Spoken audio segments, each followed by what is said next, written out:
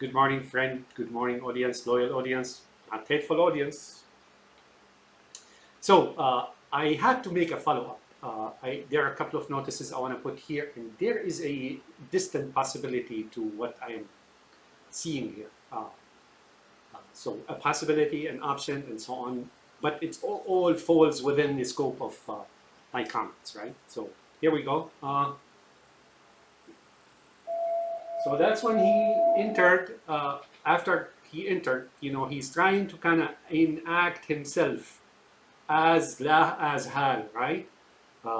It's not that they look alike. What he's trying to say is that he is Hal now, trying to show you what Hal is doing and what he is. So when he comes into the room, he's got like eyes like that, wide open, and that I think sometimes denotes like be careful, or I notice some people talk to each other like that, like pay attention, or something of the sort, right?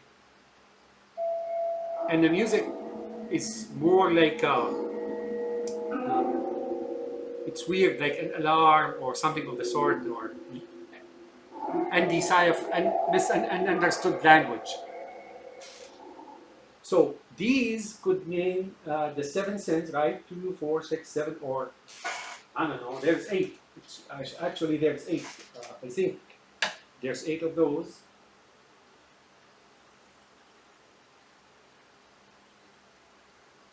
Yep, there's 8.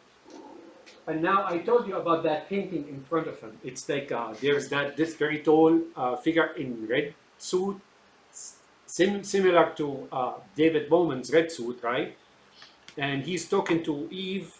He is not obscured by the tree trunk; rather, he's mingled or merged with it. So it's hard to see unless you really come close to the screen.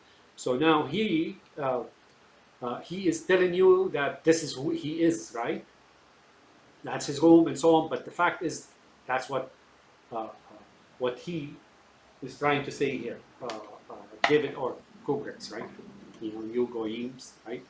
So now he's walking exactly toward that picture when Satan seduced Adam and Eve and pulled them out of heavens or the realm of spirits, so to speak, right? Uh, and uh, that's the moment here. So what he's trying to say now is that that's him. Be careful. That's whom he's trying to bring into your attention, right? So he's walking directly toward it, and then there's the green bed is here. That's the color of Islam. Now there's this dogma about us where living in spirit, and then this demiurge, or what is it, Ahura Mazda, or I don't know, Shet, Chi, Shet, Seth, not Shet, and then he brought us out, and there's like reincarnation, and there's like eternal recurrence, like those Eloise and 666, they believe in eternal recurrence. That we're trapped here in this world. When we die, we are born something else. There's no such thing, folks. Not here, not anywhere. Once we die, this is it. Our spirits is taken up, and there we face different. We're in a different world. But what I'm trying to say here is, how can a reincarnation be proven? We have what's called synchronicity. We are synchronized with each other. Humanity, all humans behave the same, right? You can expect them to spontaneously or instinctively behave the same or expect the same thing, or sometimes blurt or say or uh, uh, announce the same thing that they're not aware of, and that would be similar to something someone else saying or behaving the same way or acting the same way. So here what's concealed is that this concept, right, is what I'm thinking now.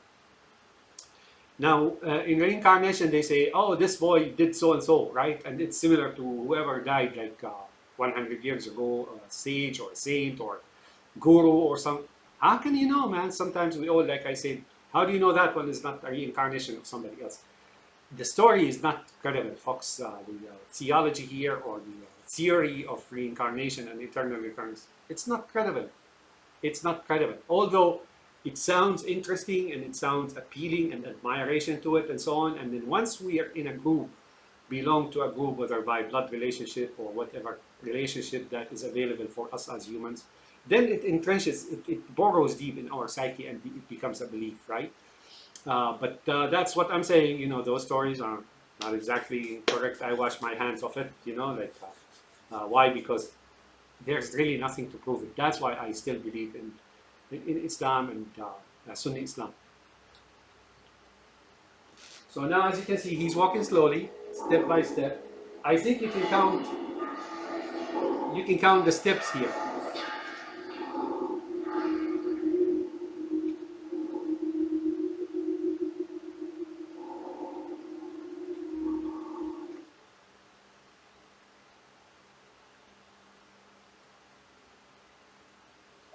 I'm gonna count the steps. Excuse me for a minute.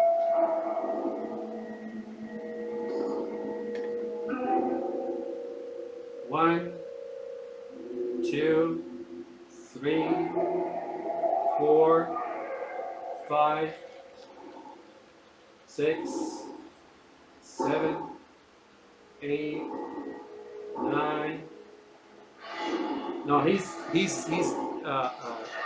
intentionally tripping here, so I lost count. But if you're interested to know, I think those counts mean something. Probably 19, probably 8, probably 5, 3, probably, you can make a formula out of them.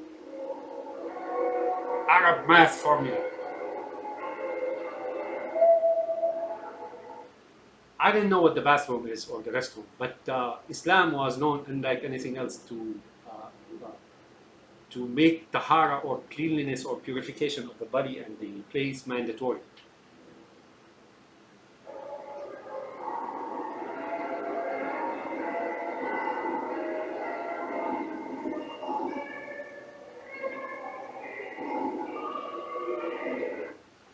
Again, these background noises and sounds, I don't know. I really don't know what to make of them, but maybe they sound like people in torture, or women in torture. Women in torture. They hear the sound of women or something of the sort. I want to tell you how they feel about that. Have you seen that? Have you watched that movie Silent Hill? Downstairs when they portray those women standing like mannequins and they're tortured and move around, and that little girl supposedly, the demoness, now is taking out its vengeance on the church, and they're sick, man. They're sick. Yeah, like maybe they're sending an SOS signal, those sounds or something. I don't know. Or maybe he's trying to say here that this guy lives in a restroom or something. I don't know. Similar to, remember the Ten Commandments and like zero gravity toilet, and you better read the instructions. Okay, here I wanted you to see something.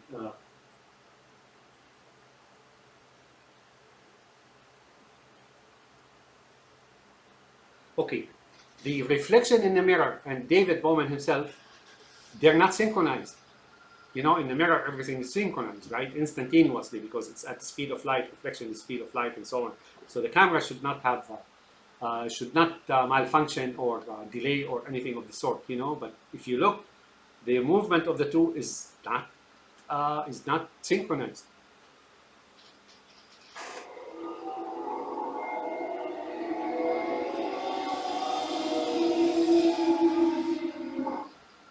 Now he's like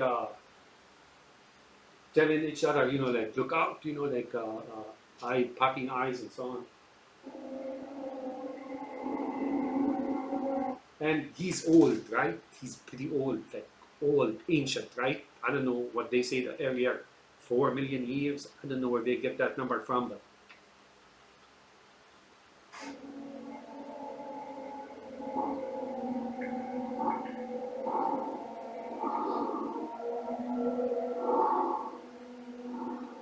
okay, now what he's telling you here, both of them, they look toward that. So what he's trying to say is that man or that creature, red with red suit, standing like obscured by the trunk of the tree, or disguised. That's him, the one who's eating, or something of the sort. Which is, I showed you yesterday, lah or hal, or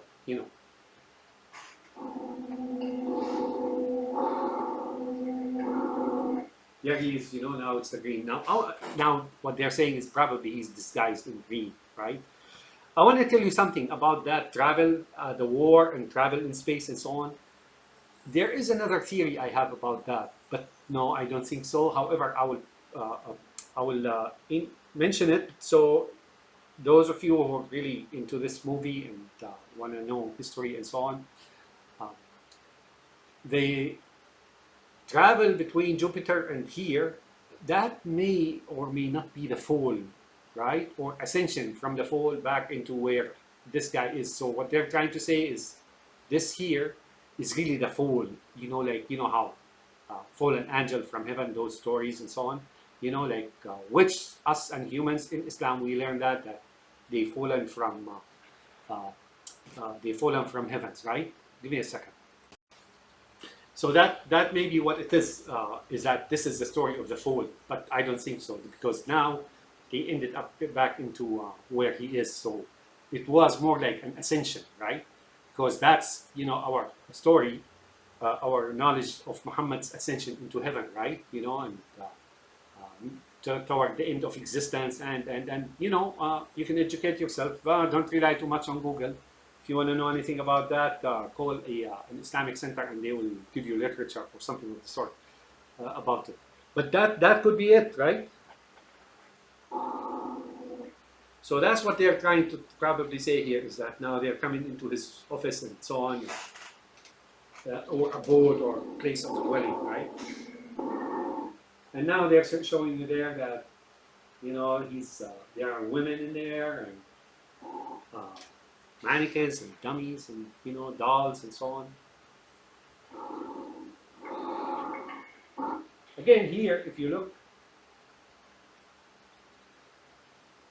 so the man here is wearing red, or maybe that's the guy who's talking to the woman and her husband, right?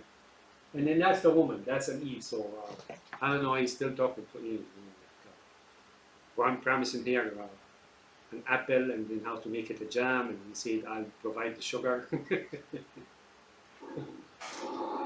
and you go down to earth, there are trees and worms and investors, and they make what do you call them? Executive orders and government issued bonds and so on, and you get rich in no time at all for nothing, just because you're so and so, right?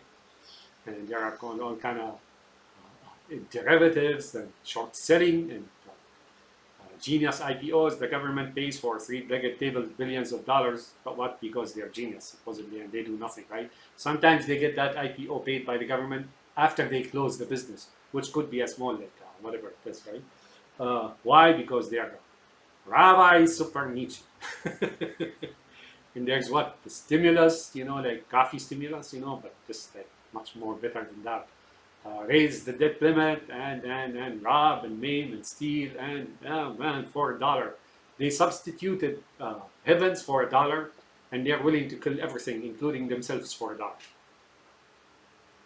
So another theory is when David Bowman was traveling through space, right, and I explained to you wars and so on and so forth, maybe he heard that this guy has a couple of dollars in there, and he came up here to kill him, take the $2 and go back.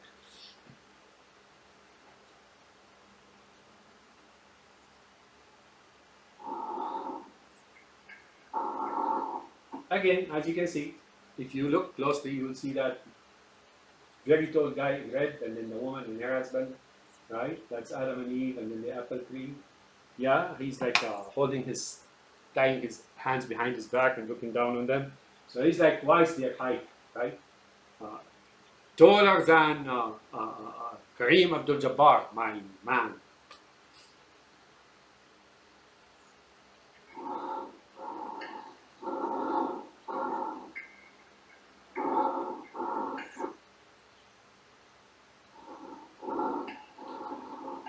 So I'm gonna stop here, but the breathing could be like things get influenced.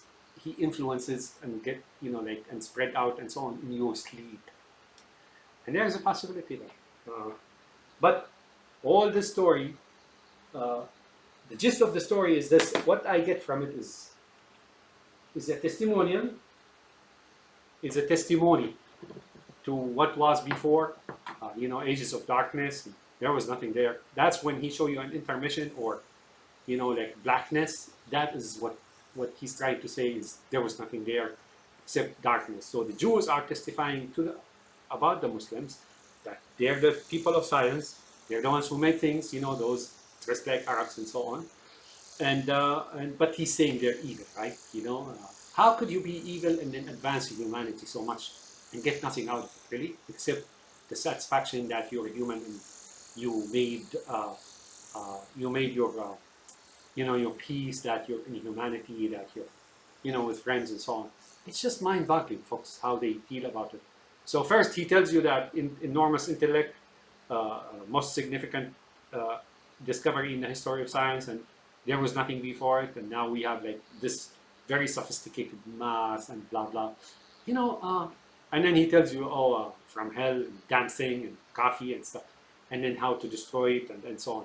The other thing I wanted to tell you is I think, and Kubrick is not the only one here to take that into, to believe that, I believe. You figure it out, as a matter of fact, from their sayings, right, and then from their behavior. I told you they believe that La and Allah and Hal is really Muhammad, right? And they do believe that Allah is really Muhammad, which is not true, folks, right?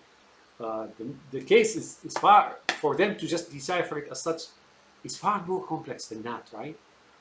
In Islam, you will find the explanation. It's really there. But what they believe also, I believe, is that cubic house in Mecca, right, is really some kind of a portal, right? That's what they're trying to think or say. So if you look at the monolith or hal, it's the black stone sectioned off from the bottom and foundation, and then there's that cloth, right? Or curtains, like that one piece of cloth that drapes down on the sides, except the foundation. It doesn't go all the way to the ground, right? Well, the only openings is the door, right? The door, and then there's that black stone in the corner. And if you look at the black stone, I looked at it and I kissed it, very close, right? It is encased in a silver casing, right? There's a silver work or casing around it. So it's not right in the between the stones of the Kaaba itself or the cubic house in Mecca, right? And Hal as well, the eye, that red eye has a silver, like a camera with a silver ring around it, right? So there's no doubt there. But they believe that is a portal. That's not a portal, folks. And that's what they're trying to say is God comes through that portal and talk to those people. Some, they believe something like that. Not true. Not true. Now, I want to tell you, I learned this poet, right? He said something, and I'm going to say it in Arabic and try to translate it into English. And he goes like this: وَإِذَا أَتَتْكَ مَذَمَّتِي مِنْ نَاقِصٍ فَهِيَ الشَّهَادَةُ لِي بِأَنِّي كَامِلٌ. So what that's saying is, if my indictment or stereotyping or disparagement or rumors about me come to you from a lowly person or deficient person or a person with prior, with behavior problems and bad reputations and repeat offender and so on, then that's a testimony to me that I am a perfect person, right? That's what he said, roughly speaking. You can find it.